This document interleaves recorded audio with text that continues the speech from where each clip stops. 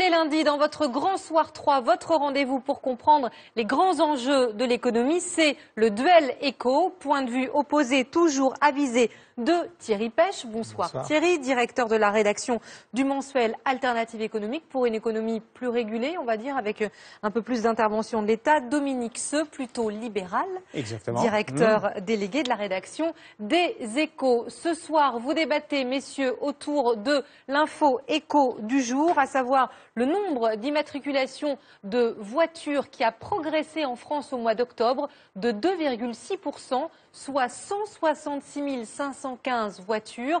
Les marques françaises semblent aller mieux. Ça avait déjà augmenté en septembre. Petit rebond ou réelle reprise, notre gong va retentir. Attention. Le décompte du temps s'affiche. Thierry Pech, c'est à vous d'ouvrir les hostilités. Oh, je ne sais pas s'il faut ouvrir les hostilités tout de suite. Je pense qu'on peut convenir assez rapidement que c'est une bonne nouvelle d'abord. C'est une bonne nouvelle pour un secteur qui a de graves difficultés et dans lequel il y a beaucoup de salariés qui sont angoissés par le destin de leur industrie. Donc on vient de parler beaucoup de la Bretagne ces derniers jours. Il y a de l'automobile en Bretagne. C'est une bonne nouvelle, notamment pour la Bretagne. Bon, parce que ces chiffres concernent bien sûr notamment les constructeurs français. Donc ça, c'est bien. Mais en même temps, ces augmentations sont des augmentations par rapport à une période de très basse eaux, si vous voulez. Donc c'est pas difficile quand on est très bas de franchir une petite marche vers le haut. Donc c'est bien, mais une hirondelle fait pas le printemps. Bon. Dominique, ça reste une mauvaise année quand même pour l'automobile française. Alors ça va rester une mauvaise année puisqu'on devrait être à moins 6% sur l'ensemble de l'année 2013. Cela étant, ce qui semble se dessiner, c'est peut-être qu'on a touché le fond de la piscine pour les ventes automobiles en France. On a eu 2 mauvaises années. On sent qu'il y a un certain nombre de facteurs qui tirent dans le bon sens. C'est-à-dire qu'on a à la fois des nouveaux modèles qui arrivent et qui marchent bien, on a des taux d'intérêt relativement bas, on a des constructeurs qui, dans les concessions, font des efforts assez considérables, qui donnent des enveloppes pour les uns de 500 € et puis qui multiplient par 2 ou 3 les bonus, ce qui fait que ça explique les bons chiffres. Donc, au total, on se dit qu'on a peut-être, on voit la fin du tunnel et donc pour les constructeurs automobiles, là encore, c'est pas conjoncturel, ça veut dire que jusqu'à la fin de l'année, on va être sur une tendance? On peut l'espérer parce qu'un certain nombre d'indicateurs vont dans le même sens. Et si la croissance économique repart un peu plus, comme on en a le sentiment, ça veut dire que le pouvoir d'achat, le facteur clé de déclenchement des achats automobiles, ça reste le pouvoir d'achat. Quand il y a de l'inquiétude sur les impôts, sur le climat économique, on ne va pas acheter des voitures. Non, là, les choses changent un peu. On est d'accord, on a le droit d'être optimiste quand les nouvelles sont bonnes. Néanmoins, il faut voir il y a encore une très grande distance à parcourir avant de se trouver dans une bonne situation. Il y a des chiffres qui sont parus en juillet dernier qui montrent les surcapacités industrielles du secteur automobile. C'est-à-dire qu'il y a énormément de capacités de production qui ne sont pas utilisées. On est à 60% d'utilisation de l'appareil productif dans l'automobile. Les Allemands sont à 80%. C'est pour ça que Colnet, effectivement, est en train de fermer. Et c'est pour ça que des accords compétitivité ont été signés tant à Renault que dans le groupe PSA. Alors justement, on en parle dans le Grand Soir 3, les mauvaises nouvelles s'accumulent souvent sur le front de l'automobile. Thierry Pech, est-ce qu'on n'est pas en train de tourner une page de l'histoire industrielle de notre pays ? Alors, je crois que l'automobile a été vraiment au cœur du modèle de développement économique de notre pays pendant les 30 Glorieuses et même un peu après ce qu'on a appelé l'économie fordiste. Le fordisme, c'était d'abord des automobiles.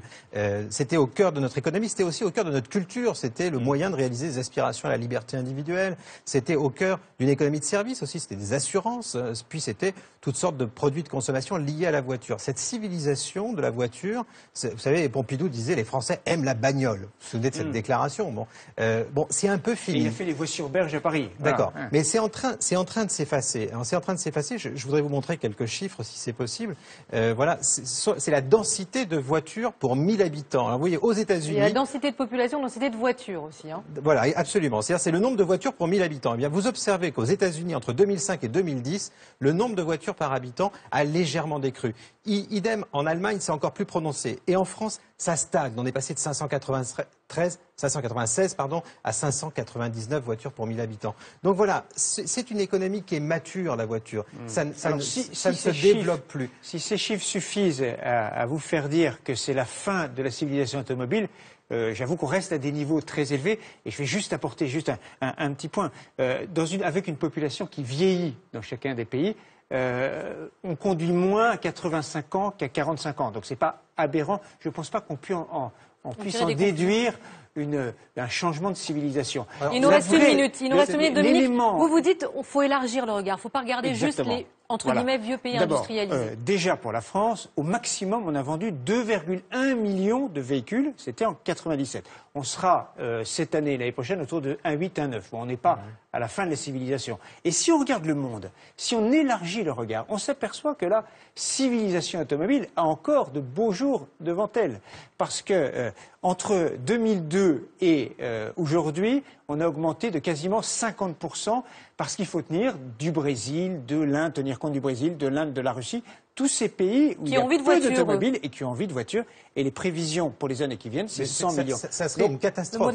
Ça serait une catastrophe si ces pays arrivaient à la même densité d'équipements automobiles. Parce que pour l'environnement, pour la planète, la consommation d'hydrocarbures qui irait avec ce développement d'automobiles serait absolument insoutenable. Alors la très bonne nouvelle, c'est que ces voitures polluent infiniment moins qu'il y a simplement 10. Attention, le gong de fin. C'est ce qu'on appelle le paradoxe de Jevons. Vous savez très bien qu'il ne suffit pas qu'un équipement pollue moins.